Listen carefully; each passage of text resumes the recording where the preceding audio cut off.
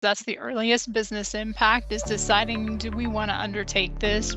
Is there enough risk here? Because it's invisible. Cybersecurity and the need for it can be invisible. So there's a period of time with a prospective customer just explaining what's at stake. Having multi-factor authentication will make it more difficult for attackers to gain access to the system. So I typically avoid having like email codes sent to your email, and I prefer like an authentication app where there's a one-time password that's refreshing after every 60 seconds. It just seems to be stronger.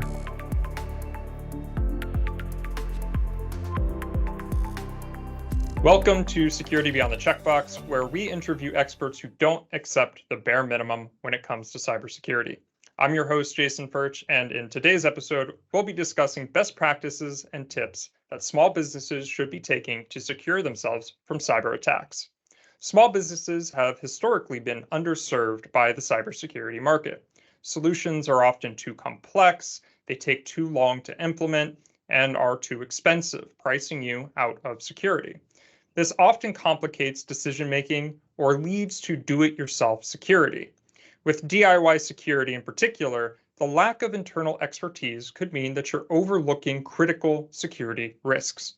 That's why I'm thrilled to have Heather Noggle and Bruno Aburto with me today, two experienced cybersecurity professionals who have been longtime advocates for helping small businesses navigate through the complexities of security. Heather, Bruno, thank you so much for joining us today. Thanks, Jason. Thank you, Jason. So before we dive into the conversation, I'd like you both to just give us a brief introduction of yourselves to our audience, who you are, some things that you're working on, a little bit about your journey in security. And Heather, would you mind leading us off in that? Sure. Hi, I'm Heather Noggle, and I have a long career in technology, over 25 years, most of that in software. So watched the internet grow up essentially as an early web developer, and I'm also a business owner. My particular interest in cybersecurity comes from my early HR background and the things we can do as people, and that's especially relevant in small business, the things we can do to be secure in our everyday processes. With some small changes, we can make some really big impact. So that's my passion area. I come from a defense background, so I served in the U.S. Navy for 5 years as a system administrator, and then later on down in my career, I started consulting for Booz Allen Hamilton, focused on governance, risk, and compliance for the NIST RMF framework. And now I've started my own small business cybersecurity firm, Aburto Consulting, and we're focused on creating a more secure America by helping small and mid-sized businesses reach their compliance requirements and develop comprehensive cybersecurity programs. Awesome. Well, thank you for that. And again, thank you for your time. I know you're both very busy, a lot of things going on in security, and never sleeps. And so I want to prime today's conversation around actually a recent LinkedIn post that I did the other day. And I asked, what advice would you give to a small business or startup that has nothing in place for security today, but they want to get started? And to be very honest, I was shocked by the amount of engagement that I got in the comments. There was a lot of extremely thoughtful comments in there, very actionable advice from dozens of security professionals.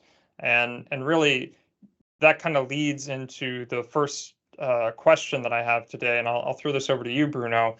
One of the things that I saw was that understanding business goals and translating the risk of security is one of the more important factors, if not the most important factors, when making these decisions. Curious on your thoughts and to expand upon that. Yeah, so I would have to say that understanding the business goals is very important for small and mid-sized businesses, and being able to help them. I would say that most SMBs are probably not focused on security. They're probably more focused on profit and just developing their business. And we as cybersecurity professionals need to translate the risk of cybersecurity and get small businesses to understand that there's financial impact that could happen if they do have to, or if they realize a risk and suffer a data breach or a cybersecurity attack. Getting people to take that action is always the difficult challenge of that, and being able to effectively communicate that. And so one of the things that I see, Heather, a lot of the times with prospects or clients is that questions around the onboarding phase, or that pre-phase of priming the customer about the importance of security. They want to know, what internal resources are going to be required on my end. What's the lift going to look like? Curious to know your thoughts. I think that's really important because that's the earliest business impact, is deciding, do we want to undertake this?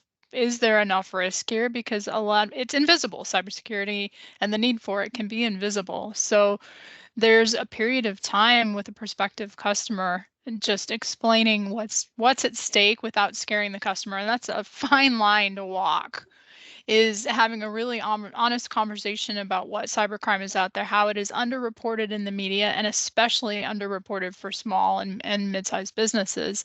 And so that comes even before we can start to have can we engage as a customer and vendor relationship where we're working together to take a look at your industry, your business, and your specific risks depending on what you do, what you make, and how you have to secure it. So those conversations and getting key people who are stakeholders in the organization to be in agreement that yes, there's change coming and it's going to be painful before it's not. And if those things are aligned, I think there's a better chance for success for everything that comes after. Right. And how does that kind of tie in with training your staff, getting them acclimated to these changes that are coming down the line? Sure, it almost sounds like what I'm discussing as pre-training or priming the training, but security awareness training is the name that's given to it most of the time, but it's really ongoing human security training to understand that we are the prime attack vectors, whether we're technical or not, and that training is necessary for everyone in the business, and that all of these initiatives they need to be led by the people who own the business or the people who run it, the executives, depending on the size of the business. So that training then, if that's set as an expectation of we're going to train over what these things we're going to be doing right now are, and we're going to train over the next upcoming phases. In addition, we're going to train about what the threats are out there and how they impact us. So I'm very passionate about those pieces and understanding that this is a very long journey. We're starting if there's no cybersecurity in place, information security, cybersecurity. Yeah, absolutely. And to kind of touch upon a point you brought up earlier is the lack of um, media outlets covering these small businesses. We like those sensational headlines. We like to talk about the Okta breach. We like to talk about SolarWinds. It drives the clicks and the engagements.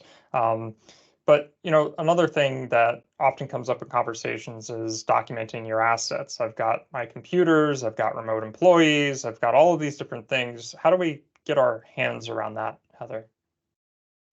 Well, documenting the assets starts with what we know absolutely that we have, and then from there we can start to do, but the process doesn't end there, because with a small business, there's often something that's connecting that we don't know about, and likely those steps are in place that we don't have everything mapped out. So it's conversation at this point of this is the work we need to do.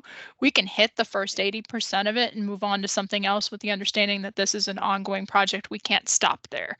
And so much of this work is that way of let's get the easy things done and then document where you stopped. I think that's very important. If it's going to sit for a little while, we have to know this is what we've done. Here are the next 3 things that we are going to do, and have that be an artifact, date it, and say this is what we've agreed to do to stop to move on to something else, because that's how we impact the risk the most. Those are some great points. I mean, particularly around tackling the low-hanging fruit. How do I get the ROI, the immediate ROI on the security investment? And then understanding that it's that ongoing process. There's so many people that I speak to where they say, I invested in security, one and done, now I can move on and focus on something else. It's never like that. And another big thing that I have conversations around are vulnerabilities, vulnerability management. And the way I try to like to frame this is if you've got an organization that's on a monthly patching cycle, or maybe they're even doing quarterly scans to meet compliance requirements, there's a lot of folks out there.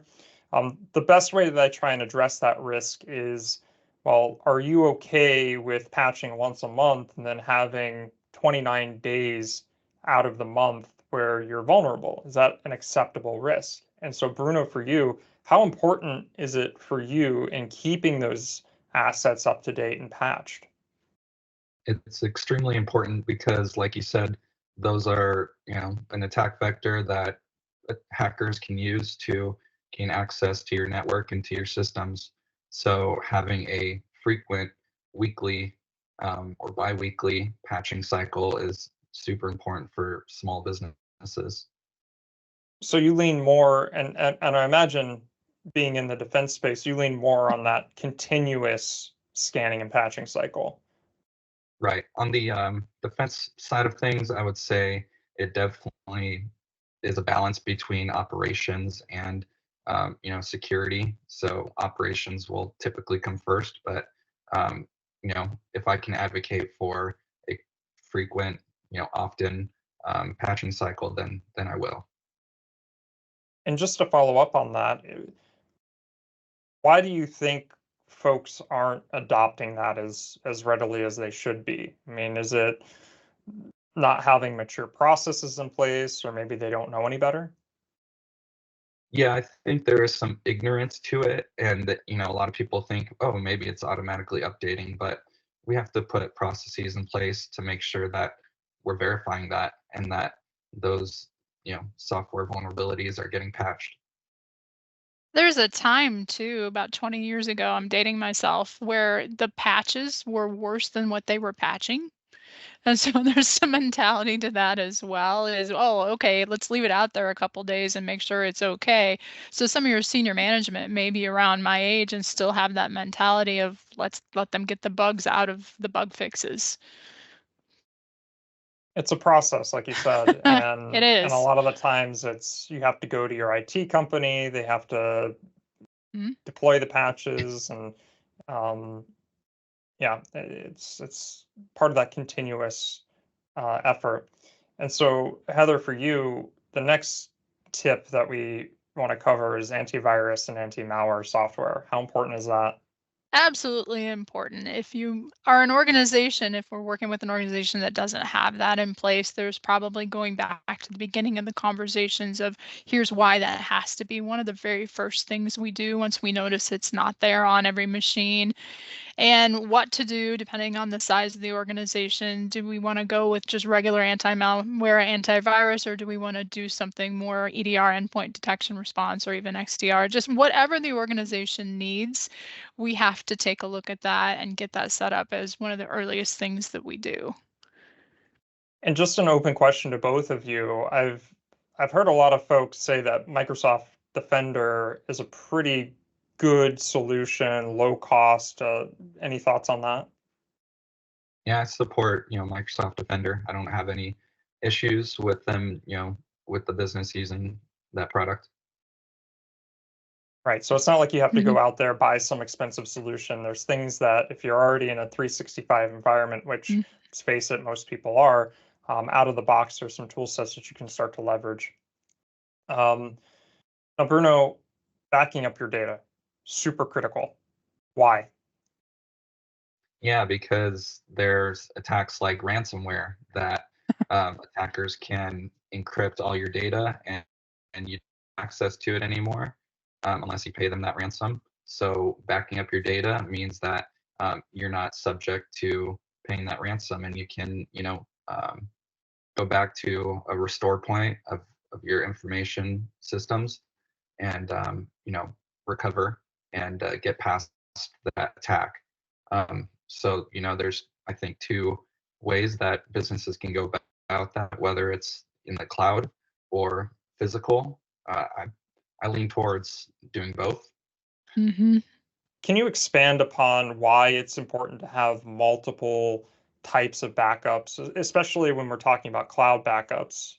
Um, for example, an attacker, if they're able to break into that cloud environment and compromise the cloud.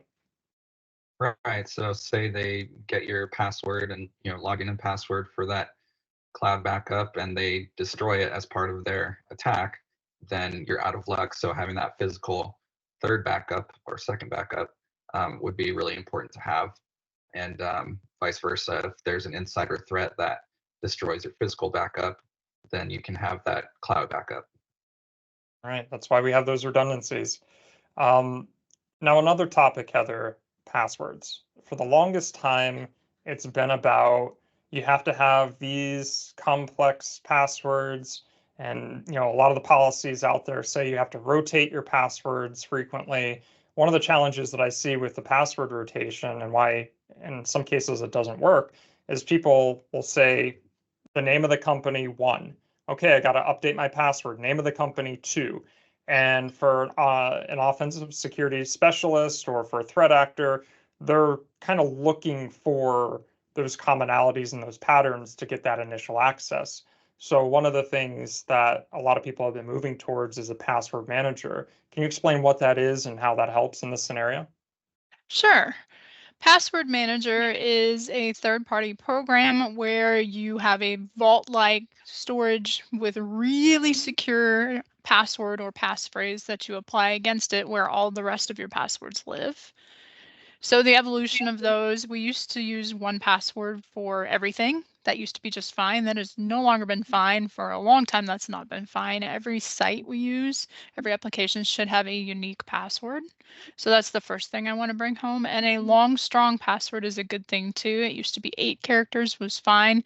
You're going to want these to be 12 to 15 or more. I like them longer if possible. But the password manager makes that doable so that you memorize your long passphrase and then you don't know any of the rest of your passwords unless you have to manually log in somewhere, and those you'll have to set to something you can remember. For instance, I was teaching at a community college and I had to go and actually type in a password, so I memorized that one and I made it accessible. But the rest of mine, I don't know what they are, and they are crazy. I think it's a bad practice in today's day and age to have those rotating passwords. I do have some government sites I have to go to, and it is, the password manager will help in suggesting one for me, so that part's easier to avoid what you're seeing there with the poor password management practice of company name Acme 1, company name Acme 2, what have you. So I'm a strong advocate for the password manager. Yeah, and just from a business operations perspective, it kind of streamlines that and lowers that friction for the user while also reducing the risk. Once you've got things set up, you do still want to change them occasionally, whatever the company's password policy is going to be. So I want to make sure that's not lost, that it's not set it, forget it there either. Right, absolutely. So Bruno, the next tip I want to talk about is multi-factor authentication. And I have very strong feelings about this, but can you explain why having multi-factor authentication or MFA is really critical for any security program? Yeah. So adding MFA is adding a layer of defense to your systems and to your network. So like Heather mentioned, having password managers are very important. Well, beyond that, having multi-factor authentication will make it more difficult for attackers to gain access to the system. So I typically avoid having like email codes sent to your email, and I prefer like an authentication app where there's a one-time password that's refreshing after every 60 seconds. It just seems to be stronger, and it's adding multiple types of MFA, which would be like something you have, your phone, and something which would be that one-time password. So it's adding additional layers of security. Right, and on top of having your password, so you have multiple methods there, and it's scary with the proliferation of AI. There's software out there that's free where you can go find someone who's posted a YouTube or on Facebook of their voice. You can clone that voice, and you can use that to bypass phone authentication.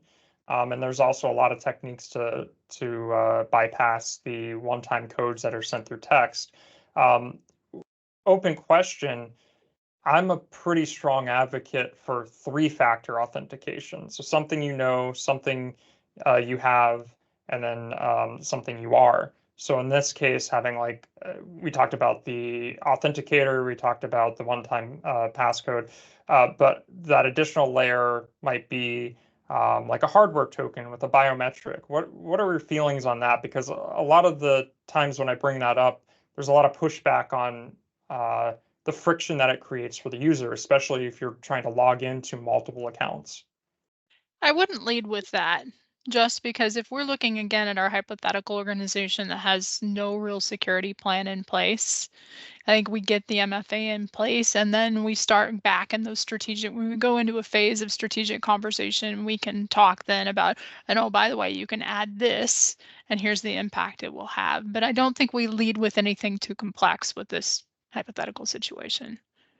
Makes Yeah, I would sense. agree.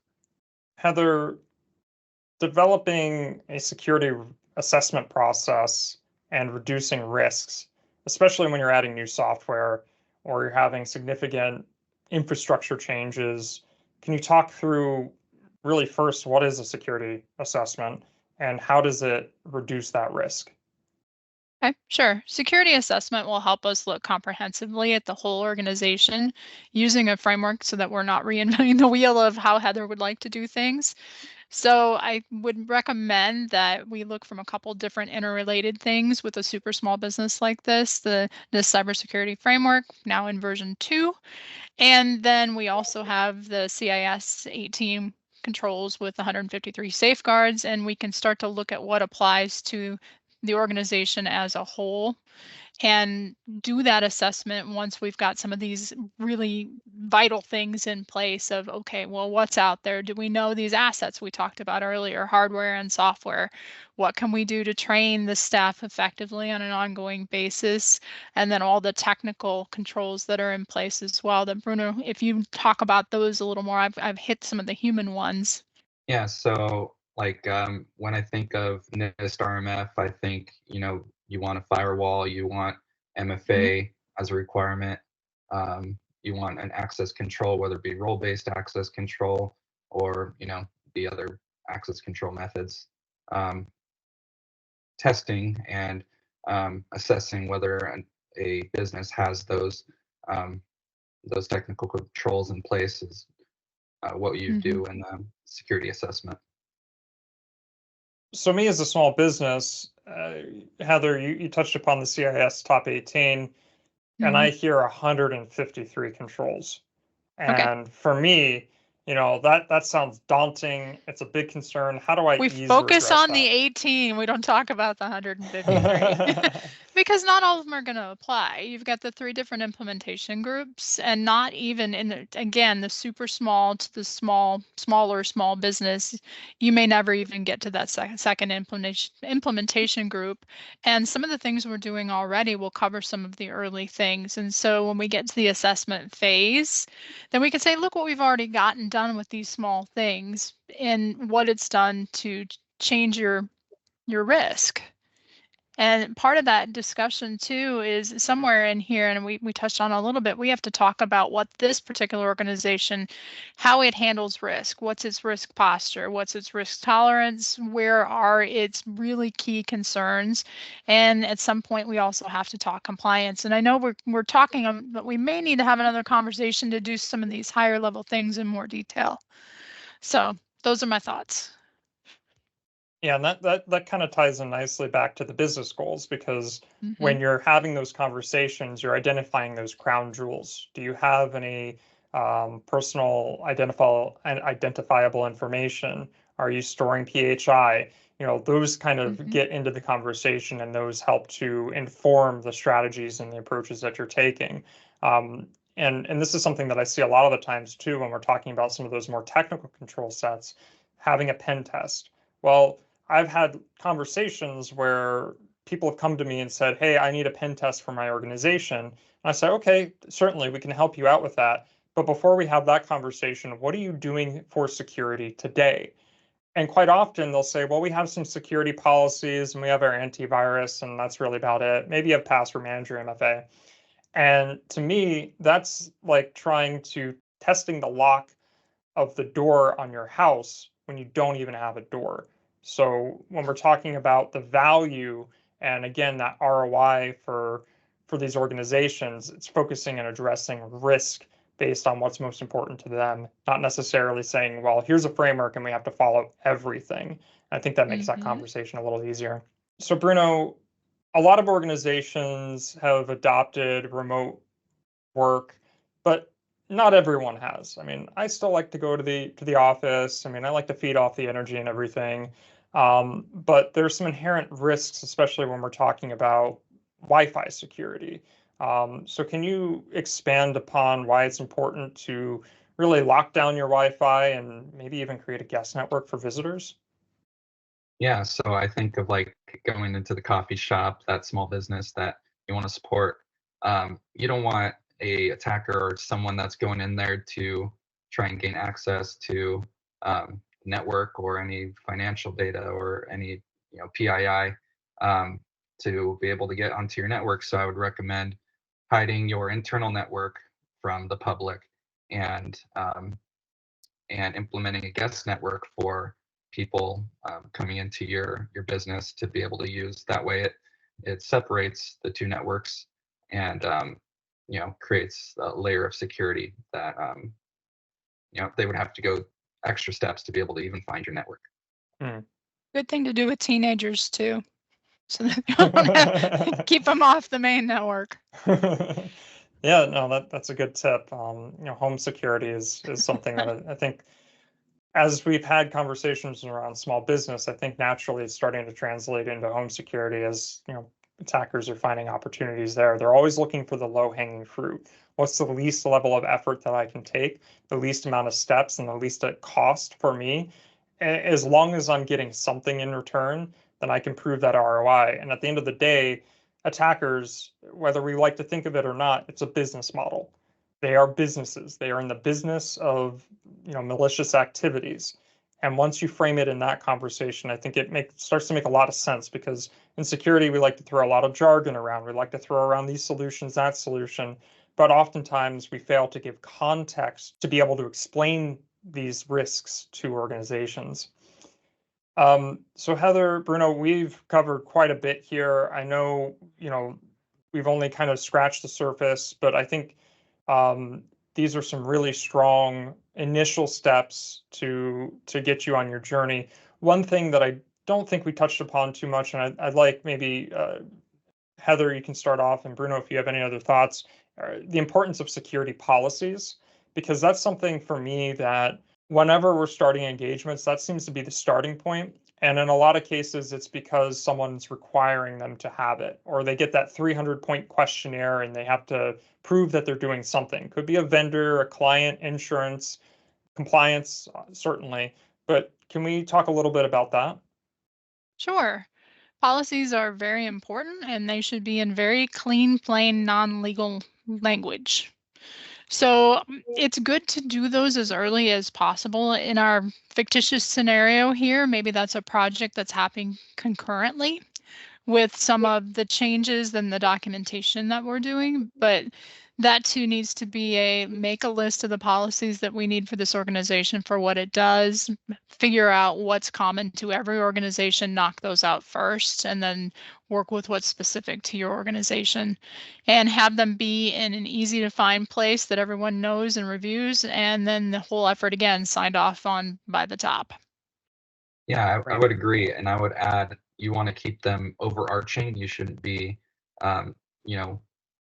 defining specific vendors or anything like that in those policies. Maybe when you get to the procedural level, that's when you start implementing, the technical jargon and everything like that.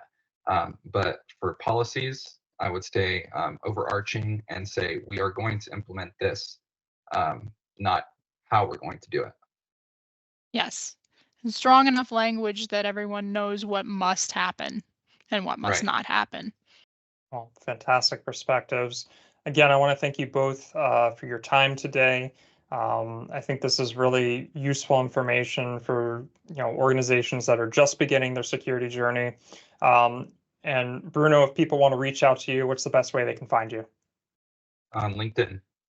LinkedIn. All right, we'll have that in the description. And Heather, how about you?